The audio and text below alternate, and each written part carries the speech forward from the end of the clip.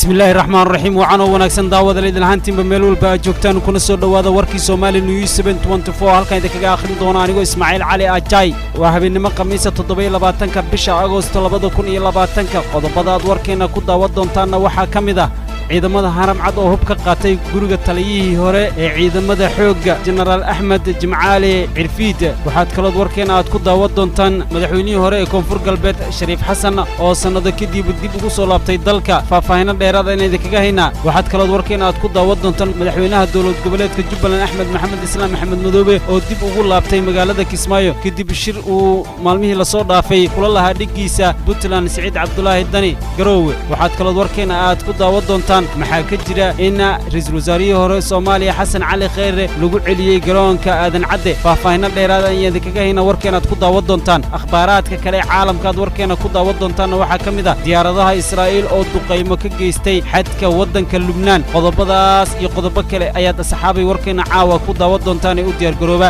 haddii aad ku cusubtahay channelkan subscribe dhig gambaleel kitaabo sina share gareey si asxaabtaada kale u gaarto warkan aan channelka soo gelino warkii oo dhan iminkana aan idin soo qabto qodobka ugu horeeya warkeen aad ku daawad doontaan asxaabay ciidamada haram cad ee dawladda Soomaaliya ayaa xalay weerar ku qaaday guriga uu magaalada Muqdisho ka degan yahay taliyihii hore ciidamada militariga Axmed Jimcaali Cirfiid guriga ay ciidamada haram cad weerareen ayaa waxa uu ku yaalaa agagaarka isgoyska Taleex waxaana halkaas tagay ciidamo ka tirsan haram cad ciidamada ayaa guriga taliyaha ka qaatay hub badan iyo qoryaha fudud sidoo kalena waxay isku dayeen in ay qaataan gawaari halkaas taalay balse uma suurtagelin ciidamada haram cad ee weeraray guriga taliyihii hore ciidamada xoogga Cirfiid ayaa jabiyay albaabka hore ee guriga xilli uu taliyaha ka maqnaa General Ahmed Jimcaali Cirfiid ayaa la sheegay inuu safar dibadda ah ku maqan yahay sababo la xiriiro dhanka caafimaadka ilaa hadda lama oga sababta keentay weerarkan mana aysan ka hadlin dawladda federaalka Soomaaliya madaxweynihii hore ee dawlad goboleedka Koonfur Galbeed Soomaaliya mudane Shariif Xasan Sheekh Aadan ayaa maanta dib ugu soo laabtay dalka isagoo tan iyo 2018 ku sugnaa magaalada Nairobi ee dalka Kenya Shariif Xasan oo haatan ah gudoomiye ku-xigeenka madasha xisbiyada qaran ayaa waxa garoonka aadan cadde ku soo dhaweeyay mas'uuliyiin kala duwan sida xildhibaano iyo wasiiro ujeedka safarkiisa ayaa waxa lagu sheegay inuu qayb ka yahay isbeddelka siyaasadeed ee dalka isagoona ka qayb qaadan doono arrimaha doorashooyinka ee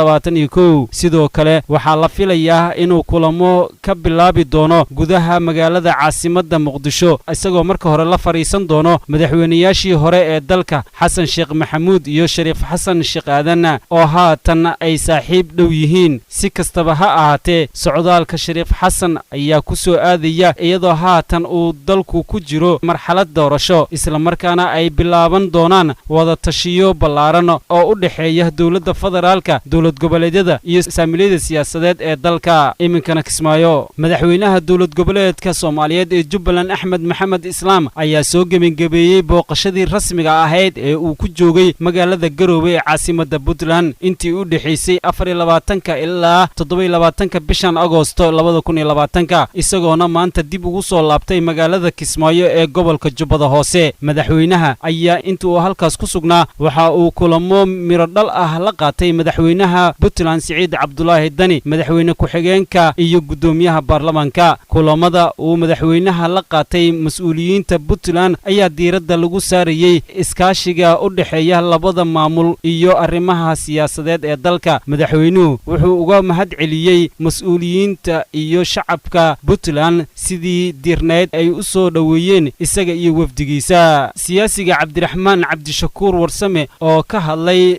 munaasabada lagu qabtay magaalada Dhuusamareeb ayaa sheegay in weli dawladda Soomaaliya ay wado tacadiyo ay ku hayso siyaasiyiinta iyo mas'uuliyiin hore Cabdiraxmaan Cabdishakuur ayaa khudbadiisa ku sheegay in shalay garoonka diyaaradaha aadan cadde lagu celiyay ra'iisul wasaarihii hore Xasan Cali Khayre kadib markii ay sortaag ku sameeyeen ciidamo ka tirsan kuwa dawladda federaalka Soomaaliya ma shaacin halka uu ku jeeday Khayre hore balse wuxuu tilmaamay in loo adeegsaday ciidamadii uu dhisay 3 sano ee uu ahaa ra'iisul wasaaraha Soomaaliya maantadan waxaa la ii sheegay nin wasiirada galmudug ka mid ah oo maanta ka yimid Muqdisho in eelaboorkii lagu celiyay ra'iisul wasaarihii hore ninkii ahaan jiray in isbaaro loo dhigtay xasan cali khayre ayuu yiri Cabdiraxmaan Cabdishakuur warsame warbaahinta ma xaqiijin karto warkan uu shaaciyay siyaasiga Cabdiraxmaan Cabdishakuur ayadoona mas'uuliyiin ka tirsan dawladda Soomaaliya oo aan la xiriirnay ay ka gaabsadeen inay ka hadlaan falkaasi la sheegay in lagu celiyay ra'iisul wasaarihii hore arrimahan ayaa ku soo aadaya iyadoo dalku haatan uu ku jiro xaalad cakiran iyo marxalad kala guur ah oo la isku diyaarinayo doorashooyinka 2020-2021 iminkana akhbaar